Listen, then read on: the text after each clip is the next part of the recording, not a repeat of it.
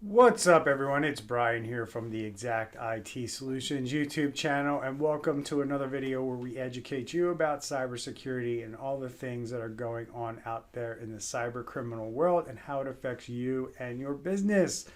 So today we're going to jump into a variety of topics that I have picked out for us. We're going to talk about some companies under ransomware. We're going to talk about how some companies got hacked. We're going to talk about some insurance data. We're going to talk about some Microsoft Exchange vulnerabilities, the big ones, and some new viruses that we're seeing around that. And just some other things, and bring you up to speed on what happened in maybe the past week around the cybersecurity stuff that you need to be paying more attention to, because you're going to have to deal with this stuff one day as it's becoming more and more popular. But before we jump into the content, remember, I don't get paid for doing this channel. I bring this information to you because I care about it and I care about people, and I want them to start protecting themselves and being aware of this stuff. So if you're enlightened, educated, entertained, or it made you think or opened your eyes to something you didn't know, please hit that like button. It helps other people find this content on YouTube. It helps the algorithm boost us up, so when people start looking into things like this, they find our video and they get educated just like you will in this video today. And I'm going to jump in today's content because here we go.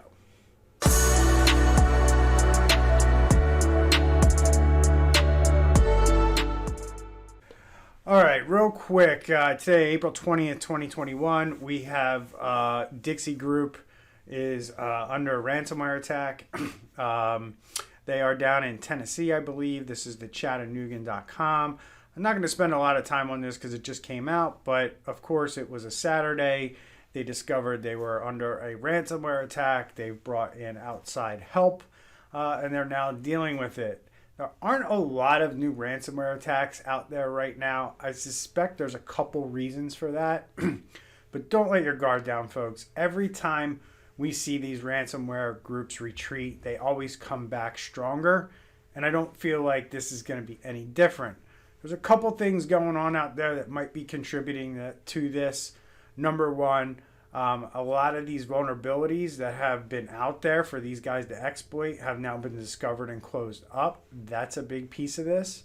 Another big piece is that the U.S. has just levied sanctions against Russia for the SolarWinds hack and other cyber events, and they've also seized crypto wallets. Now, these crypto wallets are created to have ransomware payments sent to them, and if they seize the address that's built into the ransomware, because typically it's not a new address every time ransomware is deployed. It's the same address or a multitude of addresses that these guys use.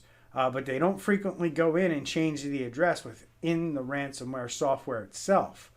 So if their Bitcoin wallet has been seized by U.S. authorities as part of this crackdown, chances are they're back rewriting their software with the new Bitcoin wallet that they have, or whatever cryptocurrency of choice, because we're seeing a lot of ransomware move from Bitcoin to other altcoins. Monero seems to be a very popular choice for ransomware attackers to move to besides Bitcoin.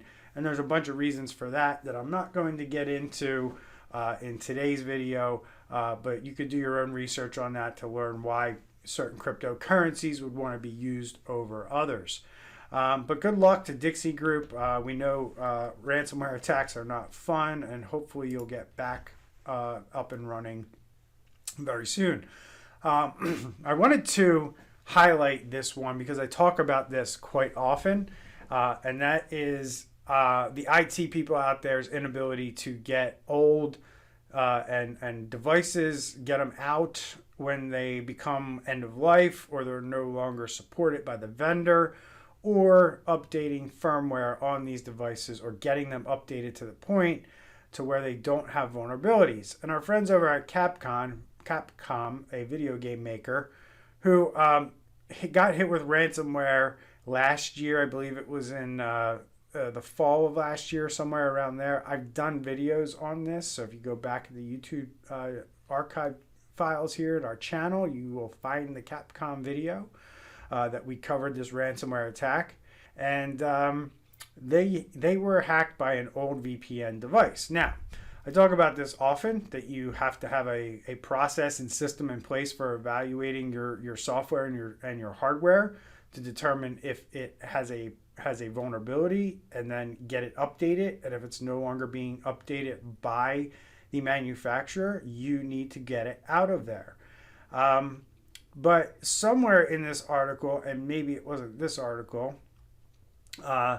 but they basically go into this article and they state that the reason they didn't get rid of this old VPN device is because of COVID-19. And I'm sure a lot of businesses also are in the same boat as Capcom. They're not the only ones who decided to delay things in their IT spend and what they were planning to do with the life cycle of their IT.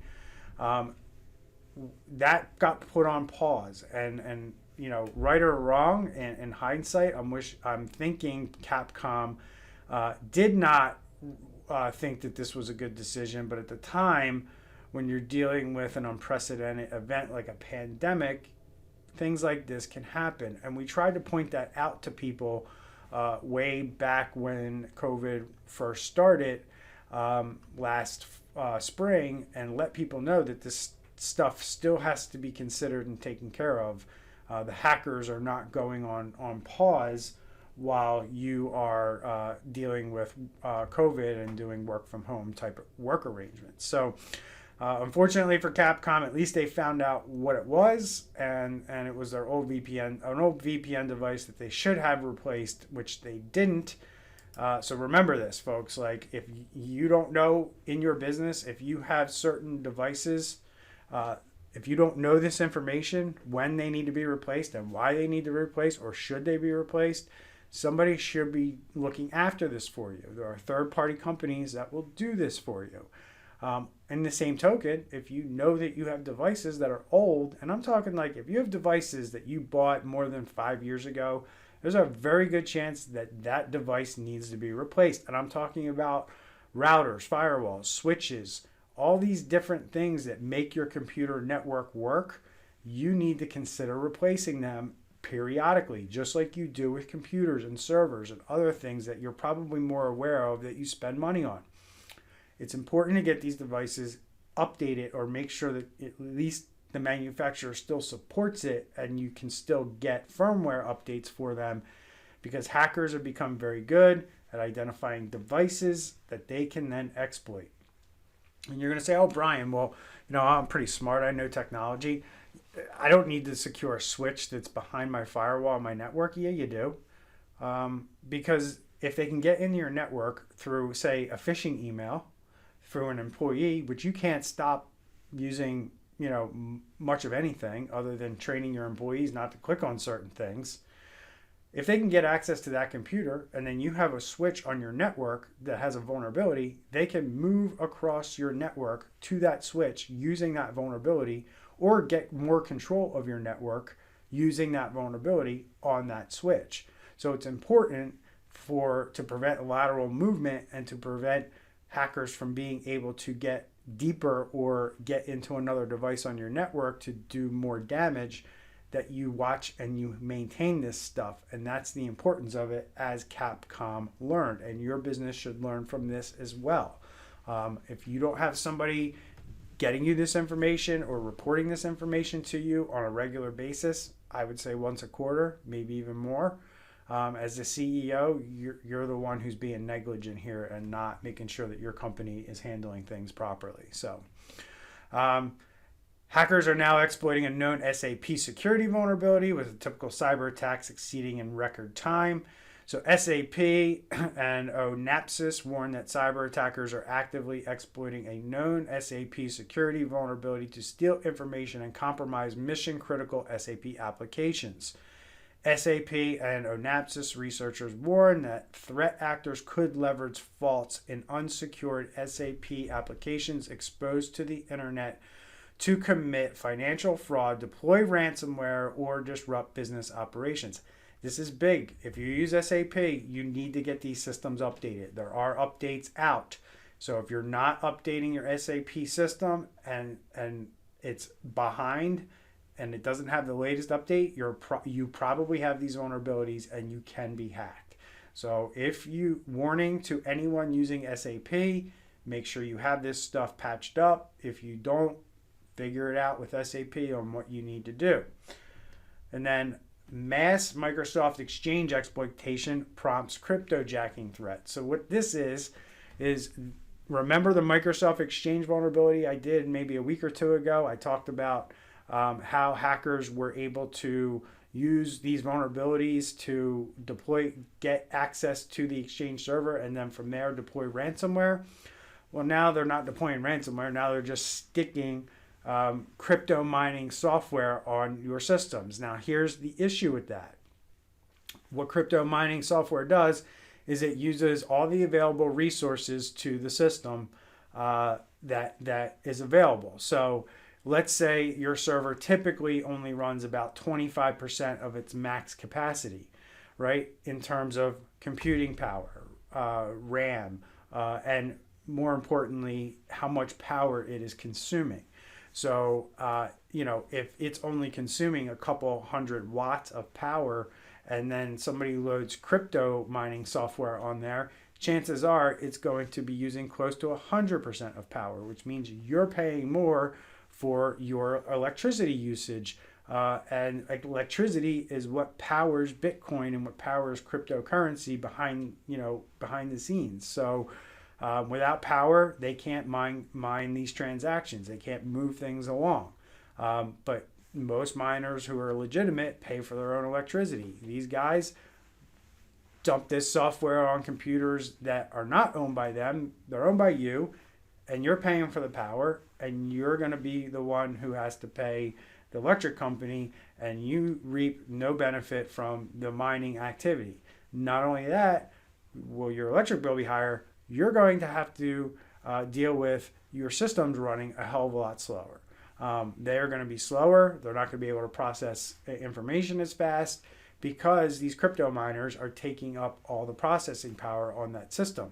So weird things are going to happen. On a Microsoft Exchange server, emails are going to come in when you're used to getting an email like within a couple minutes, it's going to take 10 minutes, 15 minutes, maybe even longer, depending on how long it takes the server to process that email. When it has to fight crypto mining software for resources, things get put on pause, there's bottlenecks, and you don't get your data or you don't get your emails as quickly as it should. And there's a whole host of other problems that get generated by this, but I just wanted to talk about this at a high level and why it's important and why you need to make sure that you're looking after this stuff, patching your systems, and making sure that you're not using things like Microsoft Exchange on premise if you don't have to. It's time to move to the cloud. Not saying that that's going to be the safest place ever, but right now it's clear that the SolarWinds hack has led these criminal hackers to get more information about Microsoft products than they had before. And now they're going out there and they're exploiting Microsoft products at a rapid pace. And it's kind of funny that it happened right after the SolarWinds stuff. I wouldn't call it a coincidence. So Hiscox, the big insurance firm, they got this report out, and I'm just going to blow through it real quick. But cyber attacks on the rise for businesses, no kidding. If you watch this channel, you know that I pound on that constantly. Ransomware is now commonplace. Around 16% of firms were targeted, and 58% of those paid the ransom. The U.S., the proportion paying the ransom was 71%. And the cost of recovery from ransomware attacks were typically almost as high as any ransom paid. So it also goes on to say that cybersecurity spending has doubled, but it's doubled in 2 years from 1.45 million to 3.25 million. German firms are actually the biggest spenders, and they actually spend an average of 5.5 million. And that's not enough money, in my opinion. You're just, when there's a report out that SolarWinds executives make $65 million, executives, not executive, you can spend more than 1.4 or 1.5 million securing your software. Seriously. Three key sectors targeted: financial services, energy, and obviously media, technology, media, and telecoms was the top. Insurance take-up is still patchy. Cyber coverage crept up to 26%, 27%. So 70 some percent of you plus don't even have cyber insurance.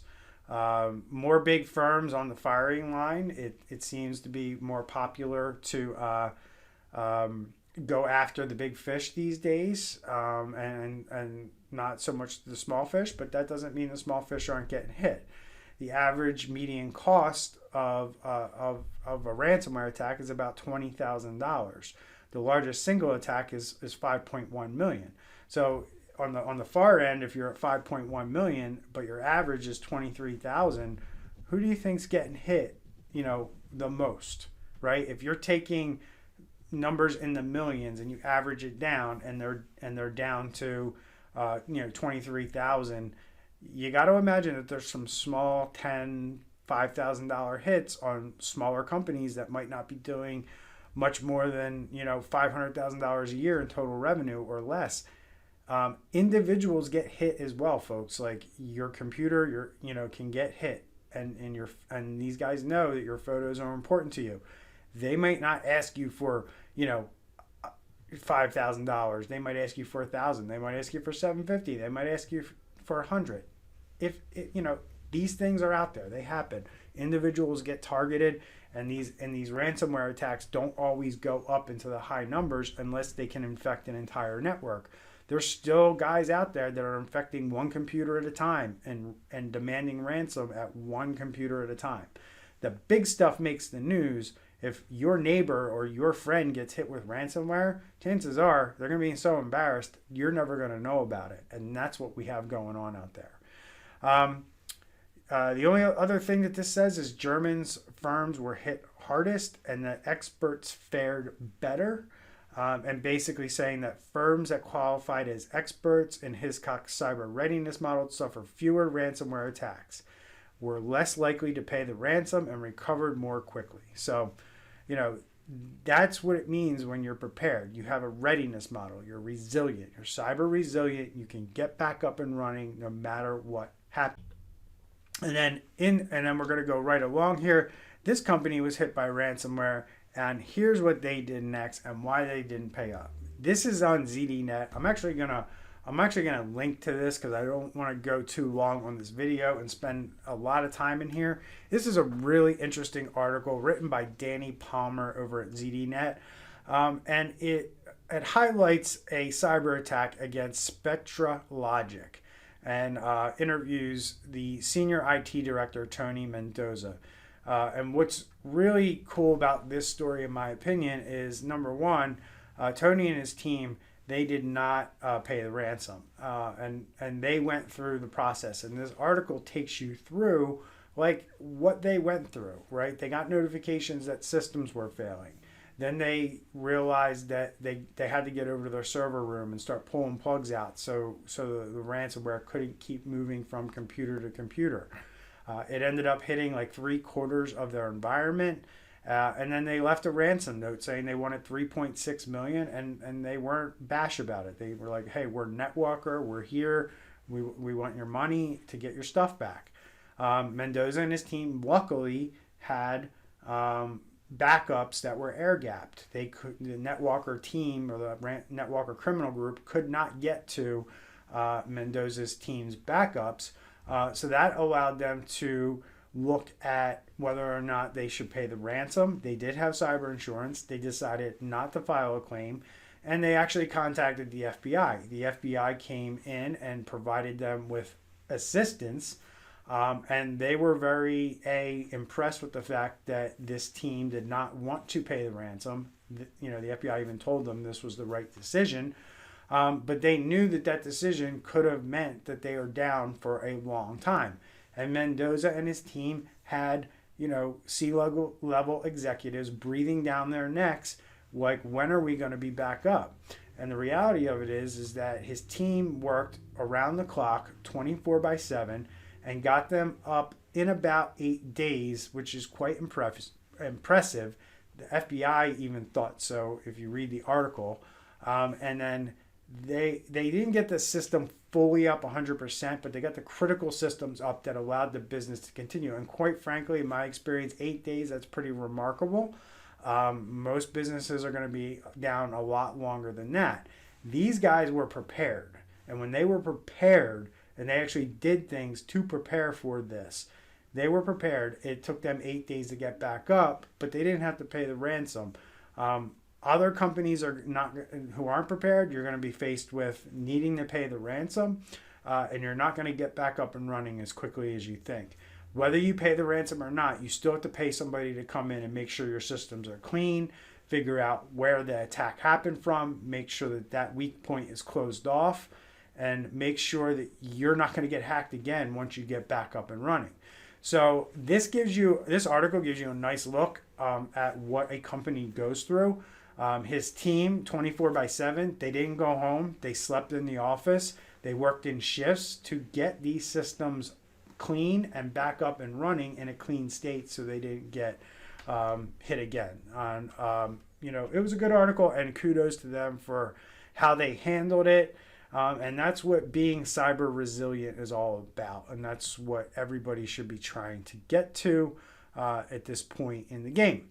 So, hey, Geico, the big insurance, and I think they're still owned by Warren Buffett. I forget, though.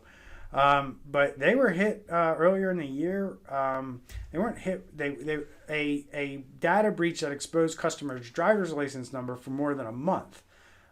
So what happened is TechCrunch first reported that it fixed the security issues, but they recently determined between January 21st, 2021 and March 1st, 2021, fraudsters used information about you, which they acquired elsewhere, to obtain unauthorized access to your driver's license number through the online sales systems on our website. We have reason to believe that this information could be used fraudulently to apply for unemployment benefits in your name. So that's a big deal, and Geico disclosed that, but I don't think that this has hit a lot of people's radar. So if you're a Geico customer, heads up, you might want to reach out or find out if your driver's license number has been compromised. And then here's an interesting one. I don't know if you're a fan of Google Alerts, but I am. It's actually how I get a lot of the information I bring to you on this channel. And Google Alerts continue to be a hotbed of scams and malware. Google Alerts continue to be a hotbed of scams and malware that threat actors are increasingly abusing to promote malicious websites. While Google Alerts have been abused for a long time, Bleeping Computer has noticed a significant increase in activity over the past couple weeks. And this guy says, for example, I use Google Alerts to monitor various terms related to cyber attacks, security incidents, malware, etc. And I do the same thing. In one particular Google Alert, almost every new article shared with me today by this service led to a scam or malicious website, with 2 of them shown below. And then it says security incident report, and then security incident report. When you open these alerts, instead of being brought to a legitimate web page, you are redirected through a series of sites until you land on one promoting malware, fake adult sites, fake dating apps, adult games, giveaway sweepstakes scams, and unwanted browser extensions. Unfortunately, even if you configure your Google Alert to only show you the best results, the scam alerts will often sneak through only to be detected when you open them. So really, this is another way that hackers are trying to get to the end users because they know they're the weak point. And this is something that you want to add to your security awareness training. If people use Google Alerts, they're probably more popular than you would suspect. And what they're doing is they're sending these malware links into the Google Alerts, which are simply, hey, when Google indexes a site and finds a page on the internet that has the key terms and it thinks it's related to something that you're have an alert set for, they're gonna tag it, so to speak, with that word. So like if you were searching for cyber attack, or you had an alert set for cyber attack, and Google thinks that article is about a cyber attack, the spider that hits that page is going to say, okay, this is about cyber attack, and then you're going to get an alert that says, here's an article about a cyber attack. Now, most people are going to trust Google. They're not going to think twice about clicking on that link. Oh, this is a Google alert. This came from Google. It's got to be okay, quite frankly. And because you've probably been getting a lot of alerts for a long time, so you're used to not seeing this, and this is new, right? And yes, it says it's been there for a long time, but it really hasn't been there for a long time because this is becoming more prevalent because they're figuring out that it works. And what they're doing is they use a black hat technique called cloaking. And then cloaking is when a website displays different content to the visitors than it does to the search engine spiders. And that's what's happening here. They're creating a different website for the spiders that says that this is about a cyber attack. And then when you go to it, it's loaded with malware and all kinds of stuff that tries to infect your computer that the search engine spider never sees. And the Googlebot spiders, they don't see all this dynamic stuff that pops up. They only see plain text. And that's the big problem here. Until the search engine spiders or the search engines themselves can get smarter to the fact that these sites are out there and that you're basically, Google is directing you to a malware-laden site. Google's just a little bit behind the curve on this. I have faith that they'll catch up and get in front of this once they see it's actually being actively used to exploit people. But the reality of it is that Google would have to be the ones that doesn't distribute these links, or when they realize that a link was distributed through their alerts, they block it. And they have the ability to do that. But the reality of it is that this is going to be a problem for a while. So if you're a Google Alert subscriber, you got to watch what links you click on before you click on them, because this is a very well thought out scam. And fish attempt, because that's really what it is. It's no different than phishing, except that you're not trained yet and you're going to trust everything that comes from Google Alerts. So I wanted to put this out there so people become aware of it. So I hope this helped you. Be careful out there, folks. There's a lot of stuff going on, and I fully expect the cyber criminals to get back at it here probably in the next week or two. Probably in May, we're going to see a major uptick from where we're at right now, where things have gone down a little bit. But this information, I hope, was valuable to you. If it was, remember to hit the like button. And if you made it this far, subscribe to our channel. And if you want to work with my company in any way and get help with cybersecurity, if you're under an attack and you want help, call us, reach us. You can go to our website, check out our services, or just click on the Contact Us button at the top right. Fill out the form. Somebody will reach out to you if you're dealing with a ransomware attack or any kind of cyber attack. We do have remediation services that we can provide to your company if you're under an attack presently, or if you're ever under attack, God forbid, in the near future. So I hope you stay safe out there, and we'll see you real soon. Take care, everyone.